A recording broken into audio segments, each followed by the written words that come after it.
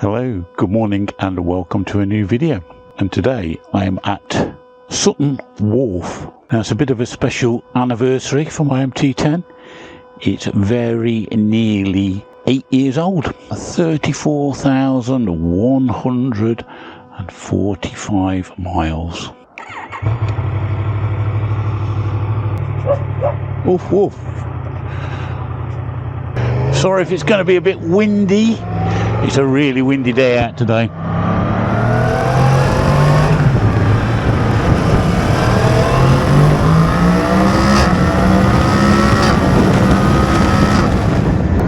Now there is a big reason I've still got this bike, and it's because it's such an exciting bike to ride. I absolutely love the way this bike goes.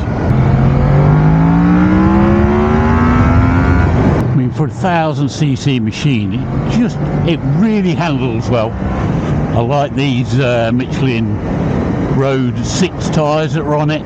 They do everything, they handle the wet, and they're really sticky in the dry as well. A great handling machine, and I'm comfortable on it. I'm a big guy. I'm 6'3", and I'm all day comfortable on this bike. Weak bridge. Do you think it'll take a 19 stone bloke on an MT10? Now it's May 2024 at the moment, and I bought this way back in June 2016, and I bought it from Arnold's Yamaha in Burton-on-Trent for the princely sum of £9,900, I think it was £90, which I thought was an absolute bargain at the time, and I still think was a bargain. That was cheap for this bike. And I've continued to use Arnold's over the years. They've serviced it annually, and it's booked in there again in another week to get it ready for when we head over to the Pyrenees. It's not very often I'm off the leash without Carol with me, so I need to be a little bit careful, because I've got this tendency to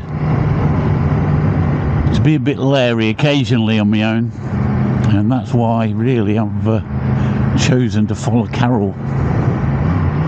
She's calmed me down over the years. All sea drape. Similar colour to my wheels.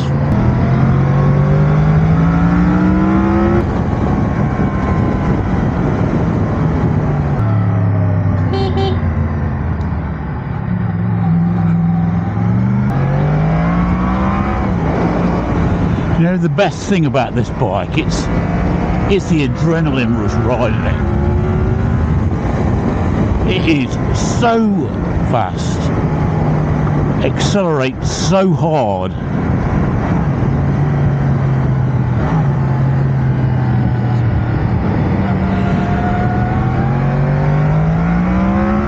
Whoa. Now the thing about this bike, it's quite a short wheelbase, and it's got the tendency to wheelie a lot, and that's what they're famous for, really. Ooh, I didn't meet him.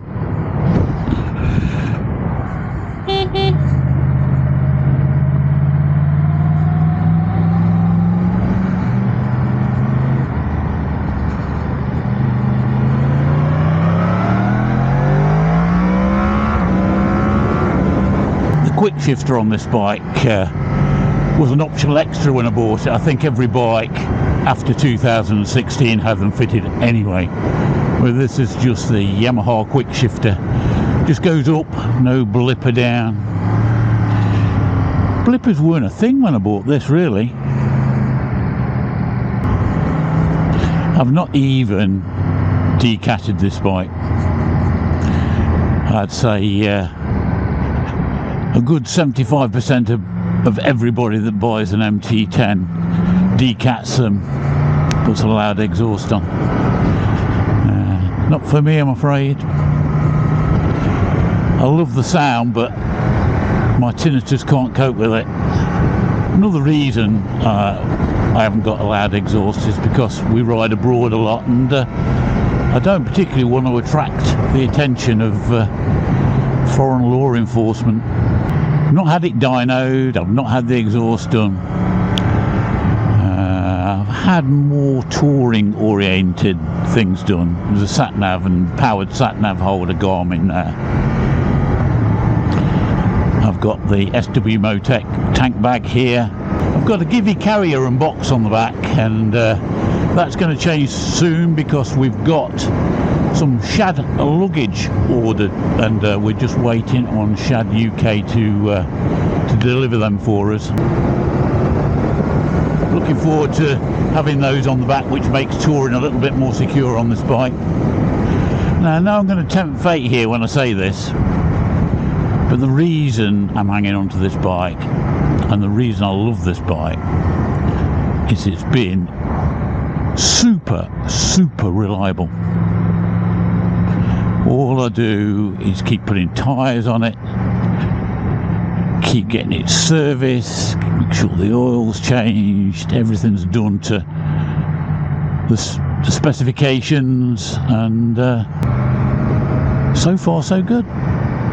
Now, I have considered the new MT10, the new, well, slightly different shape, isn't it? It's still basically the same cross-plane 1000cc engine. I'm not sure I like the looks. I don't really like the looks of the front end of this bike. It's too insectoid, but I think I dislike the new one even more. So it's just not doing it for me, and why change? I think Arnold's made a lowball offer when I inquired probably a year and a half ago. I think they offered like £5,000 or something for this, which I wasn't interested in really. And why change a perfectly good bike? Why?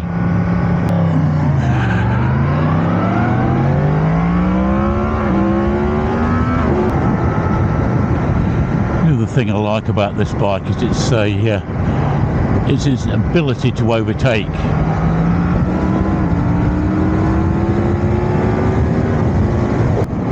Another thing I really like about a super naked bike is, yes, it's really fast, but being a naked bike, you've got no protection really, and that no protection,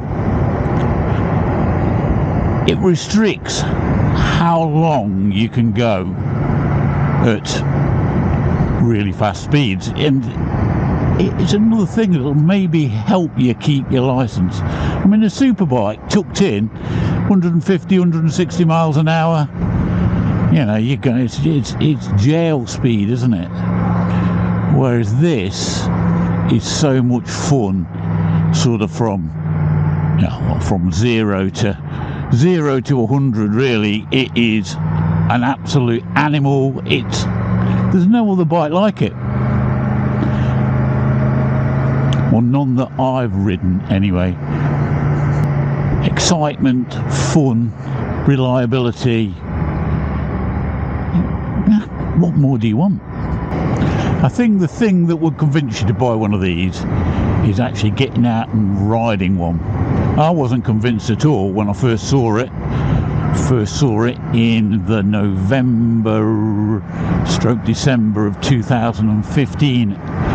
There's a surprise offering at the Yamaha stand at the NEC, and I really wasn't sure then, but then I took one out once folks started raving about it, and that was it. Once you've ridden it, you've got to have one. Believe it or not, when I bought it, I had no idea the fuel consumption was going to be so bad. No idea. I think it's marginally better than when I bought it, mainly because the engine's got some miles on it, completely running. But I think when I looked this morning, the average fuel consumption was still 39 mpg, and that's following Carol round at a very sedate pace. You can get that down if you want, and that is really its biggest downside. It's fuel consumption and only a 17 litre tank. If you're really on it, hammering it round the lanes, on the brakes a lot, you can completely empty that 17 litre tank in under 100 miles. Normal riding, you'll probably get 110. If you're on a motorway to constant 70 or 80, you'll probably get about 130, 140 miles to the tank. So yeah, when we are on tour, we do plan our tour stops quite carefully, but it hasn't stopped us visiting lots of fantastic places on this bike and on Carol's street triple. We rode all the way down to Carcassonne near the Pyrenees, right the way through France before. We've done the Alps. We're heading back to the Pyrenees this year. Done Scotland.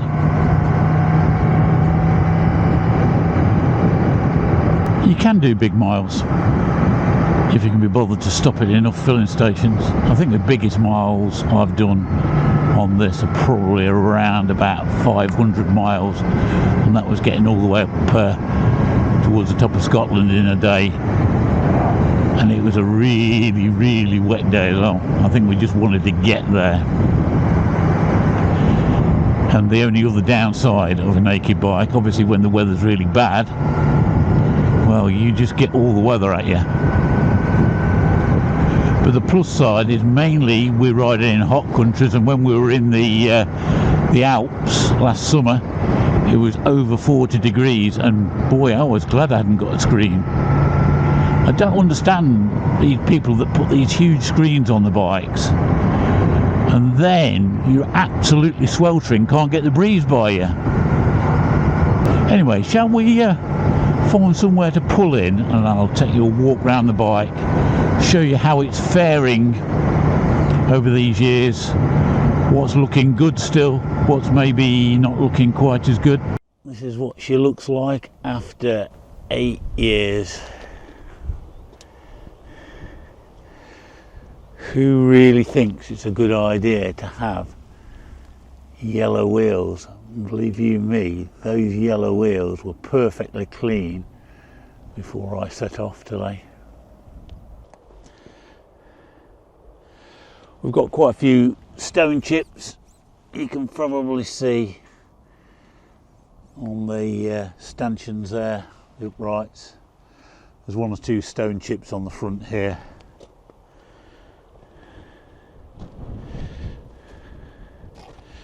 Down here, obviously I've kept the cat. Bit of paint peeling there, paint chips and bits just coming off there, but overall it still looks pretty damn good to me. I've still got the original tail on it, and there's a tiny bit of rust on the hanger there, but nothing much. Paint on the tank still looks pretty good, nothing's degraded there, nothing's really rubbed off. It's pretty thick, tough paint, although I don't ride it much in the winter, but it does get ridden in the wet.